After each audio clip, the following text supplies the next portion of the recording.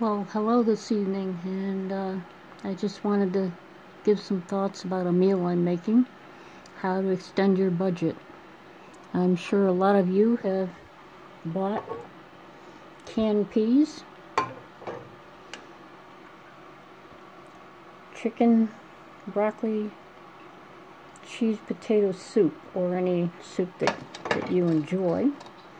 But reading the can, you can tell it usually doesn't have too much fat, but the salt content is over 800. Was it 890? Yep, 890 milligrams per serving. And there's 2 servings in there. So you wouldn't want to add more salt to that meal. But what we've done is made a casserole.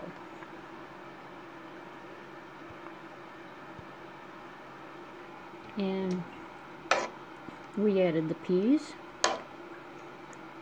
a chicken leg, and then to the base of this, the chicken, which we cooked over in the crock pot. We added some of the meat, and then the broth that chilled in the fridge, we removed the fat. You could leave some if you wanted to, but we remove all of it because we have cholesterol to worry about. And then the gel in there has the proteins and the collagen and things you need, and also is a thickener.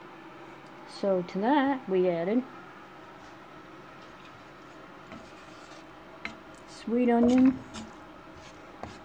and mushrooms, which we cut up and froze because we bought bags of them super cheap because they were at their peak of freshness, which means you had to use them, freeze them, or can them.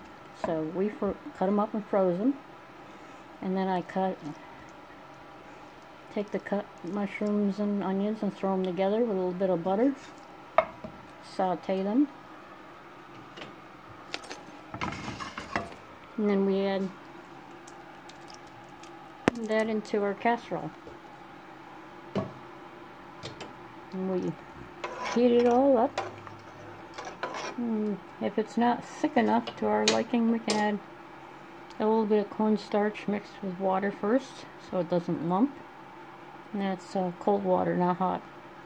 And then we stir it into the warm to hot liquid and thicken it. Too much and it's going to lump on you, so might take a little practice, but usually a heaping teaspoon is enough for this, or because it's already partially thickened. If not, it might be a couple teaspoonful.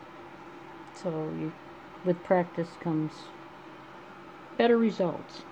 And then we added our Mrs. Dash because it has no salt in it, and we can even put a pinch of no salt chicken bouillon, and extend that sodium out into the mixture, which drops the per serving sodium, but still is tasty.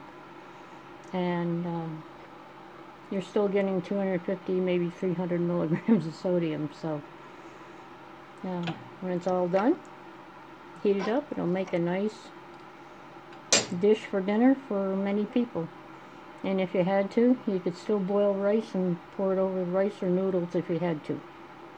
So it's just a thought and a suggestion, but a way to extend our food. And anything you can grow in the backyard, onions, greens, anything like that you can put into the mixture instead of having to buy it, it'll make that chicken leg and can of soup go even further. So we went from 1 can of soup, and a can of peas, a chicken leg, and I even put a dash of milk in here, added a little bit of the creamier texture to it, and the chicken base, which is a gel, the protein and collagen in it, which is good for your bones and joints and things like that from wearing out too soon. And everybody fills their belly with something that tastes halfway decent. And you can even still season it to taste, add a little more onion powder or parsley or whatever you feel like. And add a little more color. Or any neutral vegetable that you like. So, tell me what you like to put in the soup.